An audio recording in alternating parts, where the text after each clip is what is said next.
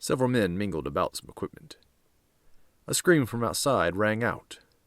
Suddenly, a heavy door resounded from a powerful impact.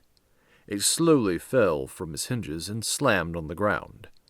A black silhouette stood in the light behind it.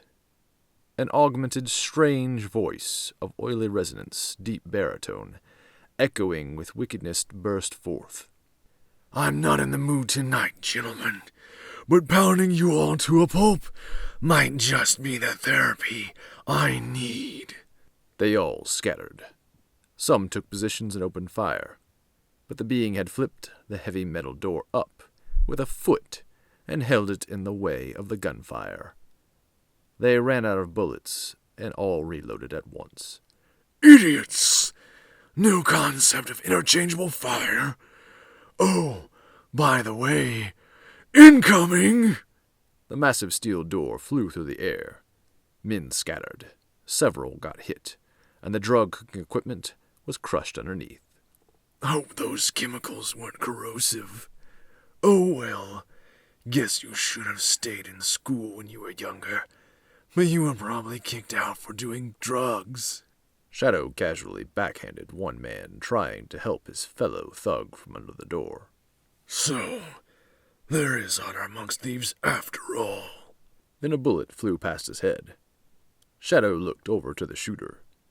The man stared, speechless. "What's the matter? First time shooting at a man?" He started marching towards the man, who simply stood, staring, shaking, holding the handgun. "The first one is hard, but the second is hardest, isn't it?" The man could only grow more wide-eyed and whimper as he cowered under the growing shadow flowing out over him from the shadow.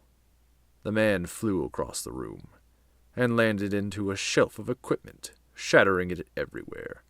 The shadow slowly bent the handgun's barrel. The thugs stood, staring unbelieving.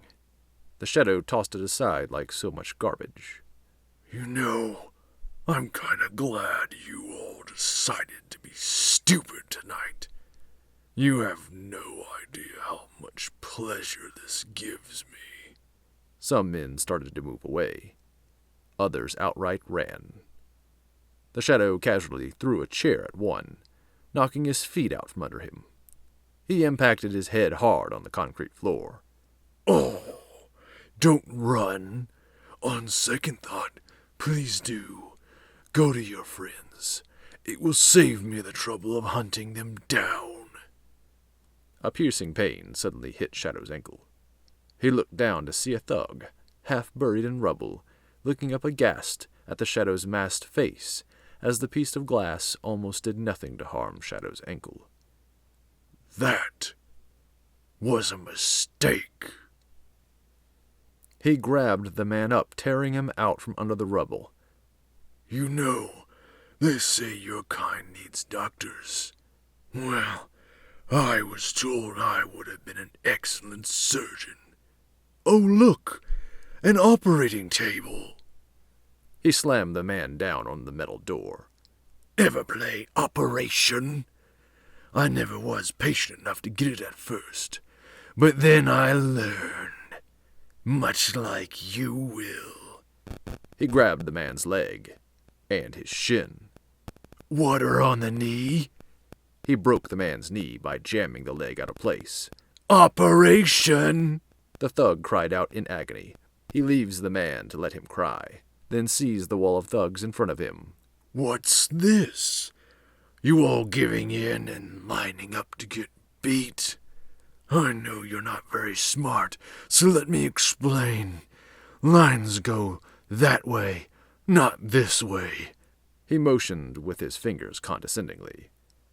The line of thugs split in the middle like a curtain, and a massive thug stepped forth, well over 7 feet, and muscles like mountain ranges. "Oh, did you get your big brother? No one deals punishment to criminal scum but their own, huh?" The big one spoke. "I fought Blue Shadow once and lived. I'll beat you just the same, you skinny freak."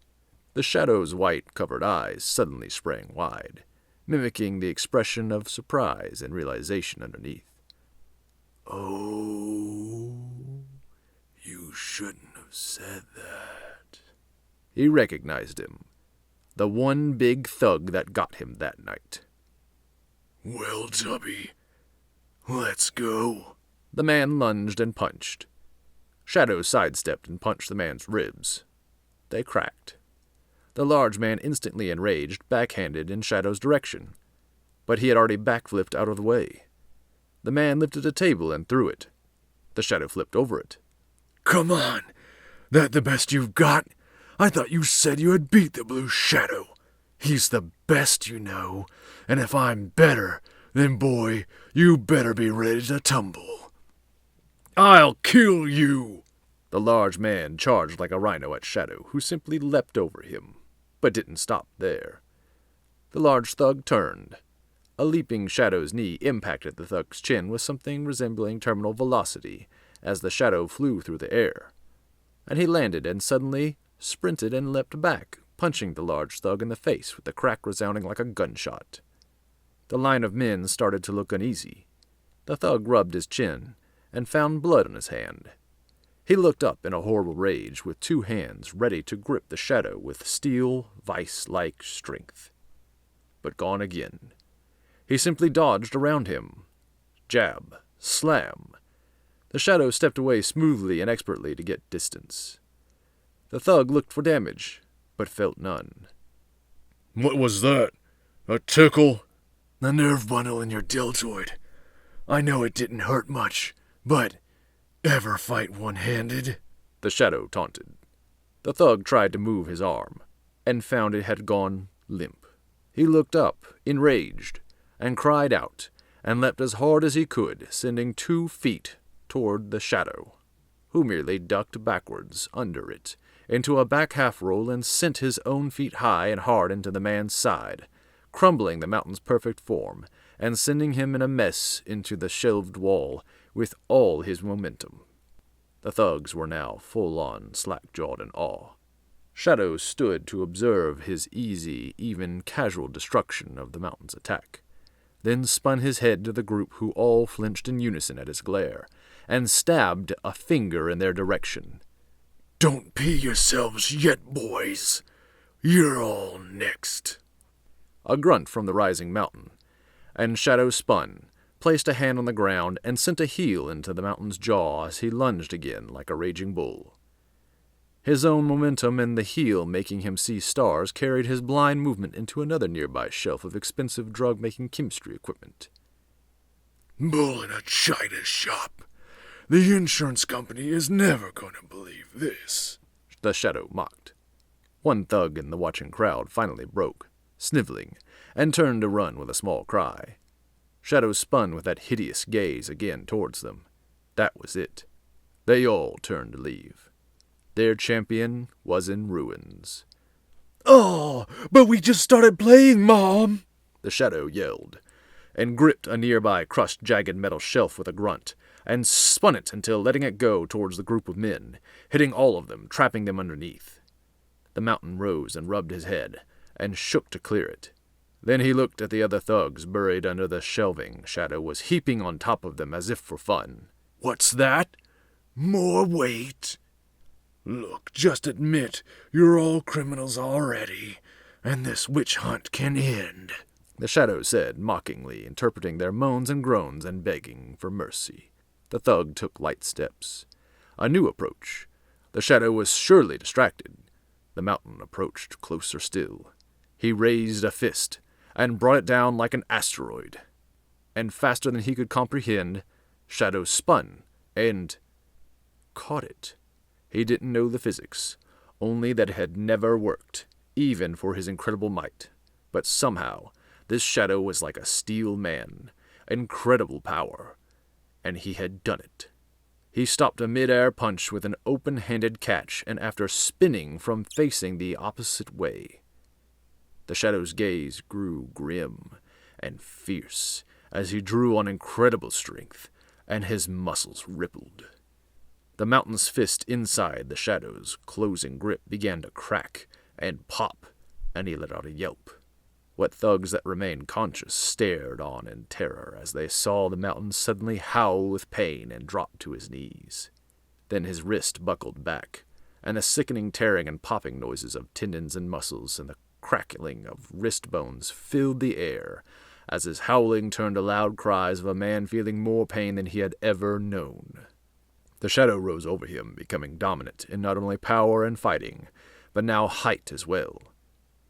Ping. The sound of a key leaving a grenade. The Shadow in the mountain looked up to the jumble of men. Someone had access to some kind of explosive there. Maybe just gas, but still a flame-generating device. A last-ditch effort to escape? Shadow looked down. Chemicals everywhere. The mountain followed his gaze. No! The mountain croaked out, and the Shadow let go and leapt away. The fiery explosion encompassed them all. The Shadow walked forward from his safe distance, and watched the fire consume everything in the pile as if watching a bonfire.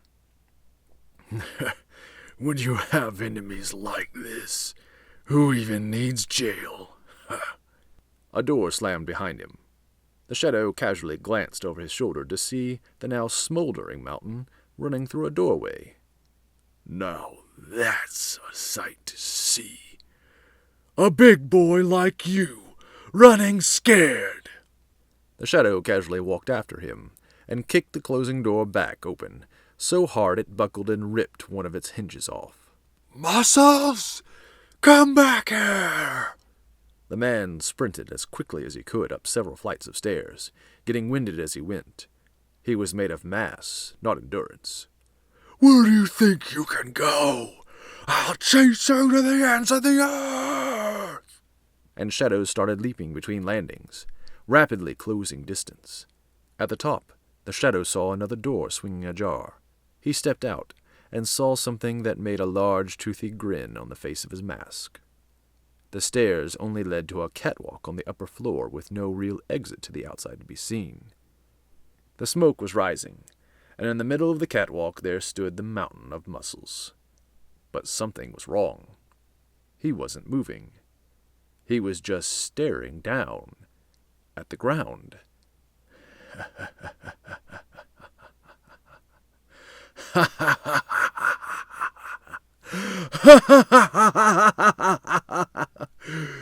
Now, isn't that just prime? Of course, the tall man is afraid of heights. Sheer, rotten irony. The man looked up, and his face turned redder than being winded made it. He tried to hide his fear with rage. Shut up! His hair was also half burned off, and eyebrows non-existent now. Tell me to shut up, huh? The Shadow began to walk forward onto the catwalk, and the whole thing made a horrible creaking sound. Then, one of the rusted cables supporting it snapped. The giant man audibly quivered as his eyes opened wide. Their combined weight, probably being over 500 pounds, was too much. The warehouse had long been abandoned by whatever official company used to own it. Needless to say, the metal catwalk was in horrible disrepair. The Shadow saw the man's expression, like a frightened little child. So he raised up a black-clad foot and stomped. The man gripped a handrail with his one unbroken hand, still weak from the nerve cluster in his deltoid being smashed, and his other mangled one. Shadow stomped again. The man was visibly sweating now, and not just from the smoke rising and the fight and the sprint from the stairs, but from sheer primal terror. A black foot hit the catwalk again, closer now to him. 2 cables snapped, and the catwalk listed horribly, and the giant man wrapped arms around the catwalk railing and sobbed bitterly. Please! Please? This was amazing. Frightening, hideous faces caused by the suit's own translation of Adam's psychological warfare tactics, otherworldly appearing stage tactics, and mere acting expressed his glee over his countenance. And yet this man was petrified by mere gravity and a few dozen feet. Another cable snapped, this time without Shadow's help. This thing was coming down one way or another. He casually walked closer, stomping each foot, but not as hard as before. Well, well, well. This brings back memories, doesn't it? The Shadow reached out and shoved the side rail. It gave without warning, far too easily, and the whole thing buckled and fell off. The man yelped, and let go as if it was red hot, and fell backwards from it, and gripped the catwalk floor with his elbows and hands over the top. If one of his arms weren't nearly numb, he'd be able to pull himself up from there. He tried, and the catwalk listed, harder, threatening to snap another cable. He doesn't budge. Help me! The Shadow casually walked up closer and crouched in front of the man. Help you? You beat the tar out of me and threw me out of a building into a dumpster.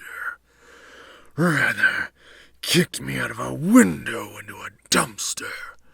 And you want me to help you? What? Why, don't you recognize me? The man could only look about in confusion as his panicked mind could only focus on getting out of his current predicament. What are you talking about?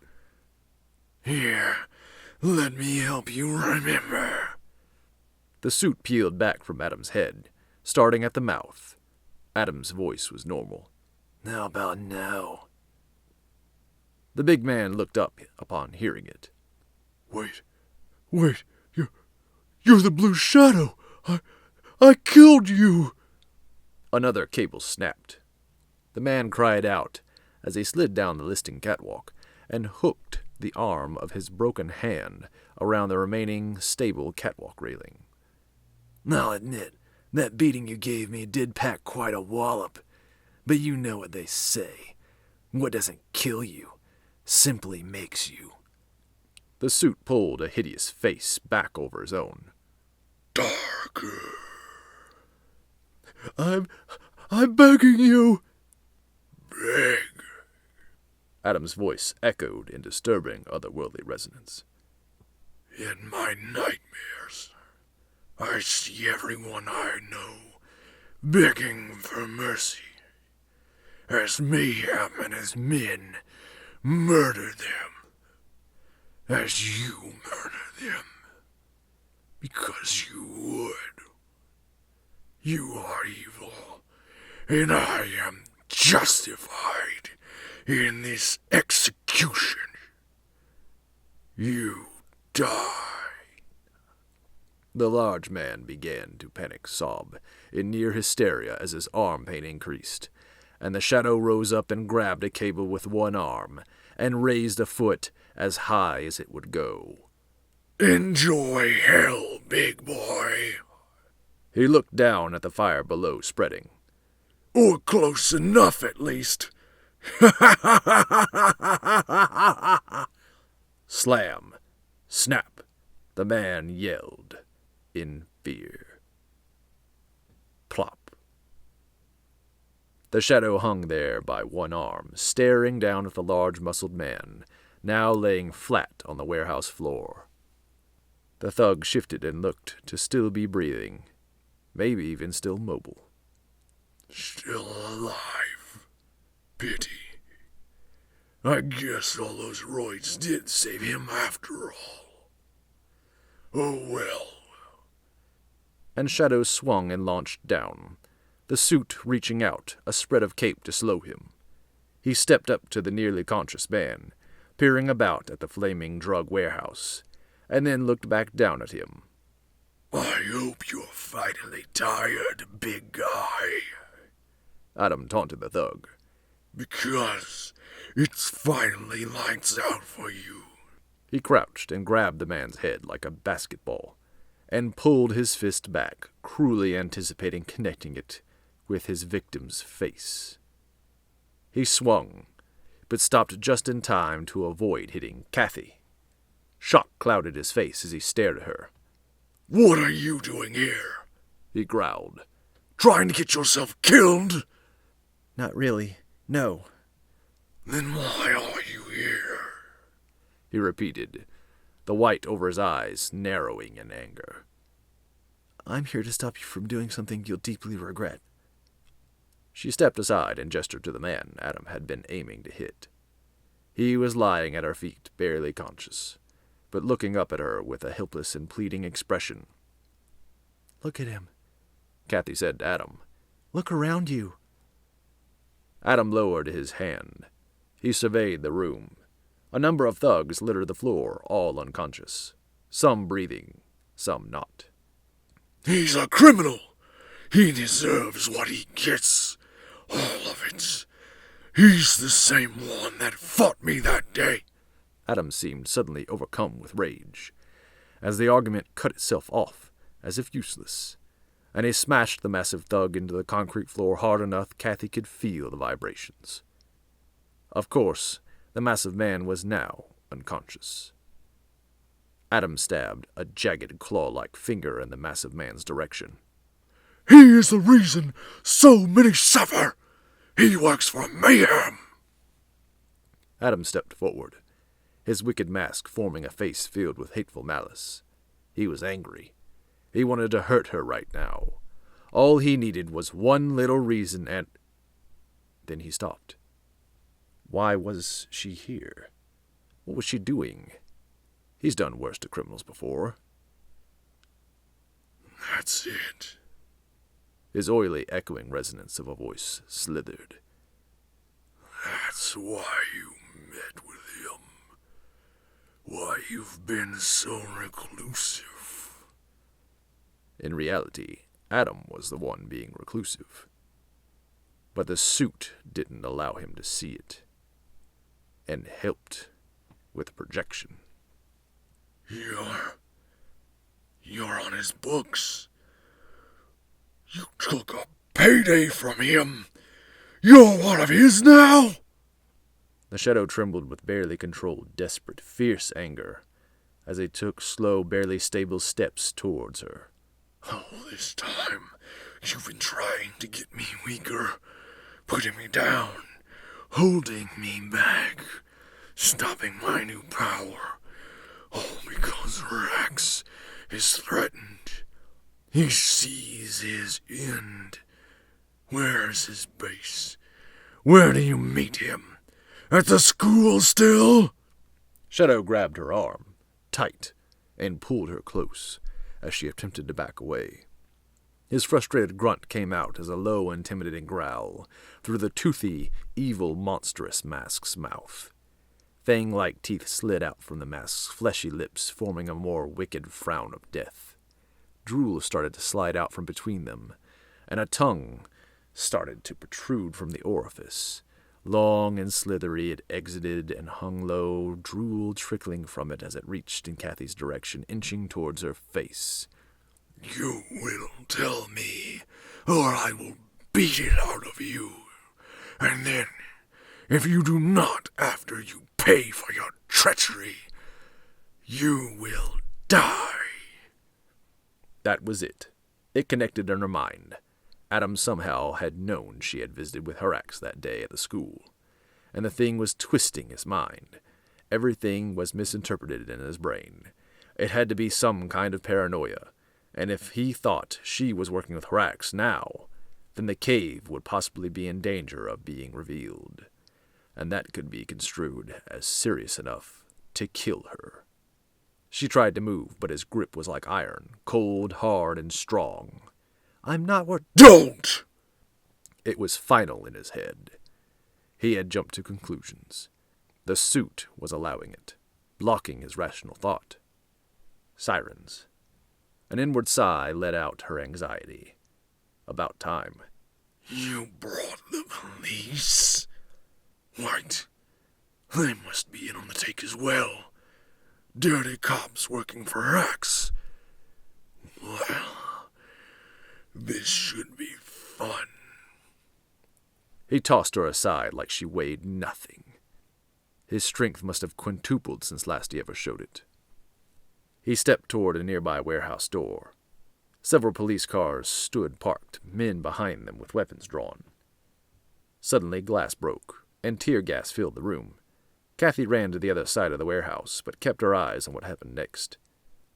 The shadow sniffed. Tear gas. Ha! He shoved open the massive warehouse door. Gunshots rang out. The shadow looked down. Rubber bullets. Then the evilest laugh, the vilest cackle, escaped those obsidian lips. This will be fun. Kathy, with a gas mask of her own on now, stepped towards the open doorway. Outside she heard gunshots and pain. Then a cop flew through the window next to her to land on the ground. Then the smoke started to clear. Silhouettes flew everywhere. All except one. He was the one doing the throwing and the hitting. A smaller silhouette threw a fist. The bigger seemed to sneer. I have 5 times your strength. And he lifted the man over his head and threw him like it was nothing. Then the groaning of metal filled the air, and a police car lifted into it. And Shadow was the one holding it. Maybe more than 5 times. He threw the car into another, and kept tossing them till all were overturned or smashed. The power. Tell Horax he'll know it soon enough. Wait. What? Kathy had to stop him now. If Shadow was going for Horax now, he could get killed. Or worse, in danger ever capturing Horax. But then, if it was Horax, why shouldn't he be? No, justice. They weren't executioners. She sprinted off towards the shadow, but he leapt, and he was suddenly on top of the warehouse. She stepped back, stunned. How was she supposed to? And then the shadow ran from sight. Oh boy.